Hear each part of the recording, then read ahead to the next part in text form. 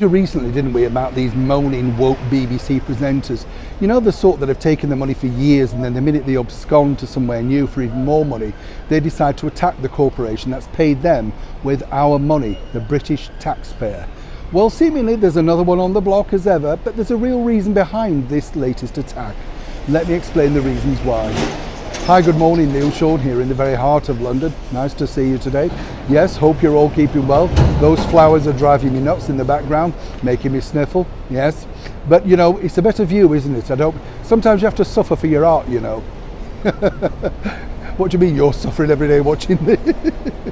You're not wrong, actually.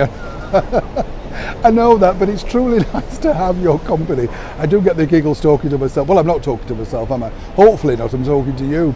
On a more serious note, this story centres on the fact that, as I say, when people leave the BBC, you know, like Andrew Marge, remember, they pop up claiming, I finally got my voice back. This is after years of never shutting up with violence and a claptrap, being able to launch their book at 10 Downing Street because you're chums with the Prime Minister.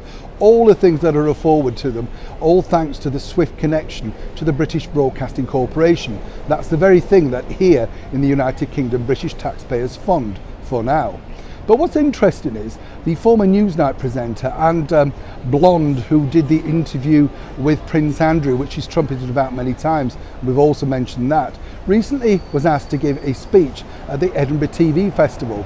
So she chose to speak about the time that she was reprimanded for a tweet and a monologue that she put out on Newsnight, and then, you know, was gloating about how there was somebody on the board of directors, etc., etc., at the BBC, and that's why, you know, she wasn't allowed to speak.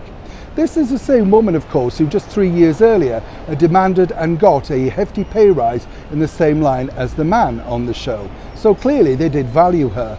More importantly, you know, she's had 15 years at the BBC. So as you can imagine, if you didn't like it, why did you stay? Oh, I know why, because you were taking a hefty fee. And the bottom line is, the minute you've decided and you've got enough money, paid your mortgage off, your kids have gone to university, let's go commercial, because that's now what Emily's done. She's joined a very little heard commercial radio station over here in London and launching a new podcast with another ex-BBC person who's continually moaning on about being at the corporation, all the while taking the money. You get the picture. Now, if I'm getting a little bit narked about this, I couldn't care less. I've never wanted to fully work for the BBC. I have independently on many different occasions. But what you don't do when you think about it is, if you don't like something, you don't stick it, do you? But more importantly, you don't go onto a platform and then decide to rip into that particular company after years of giving you a pension and, more importantly, a platform. Because as ever, without that BBC, who would have heard of this woman? You see? You get the picture?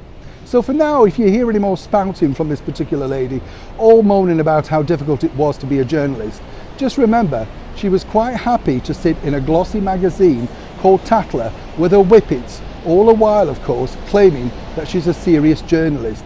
But the minute a glossy mag or TV entertainment show comes along, they're there. As ever, I'm happy to clear up that situation.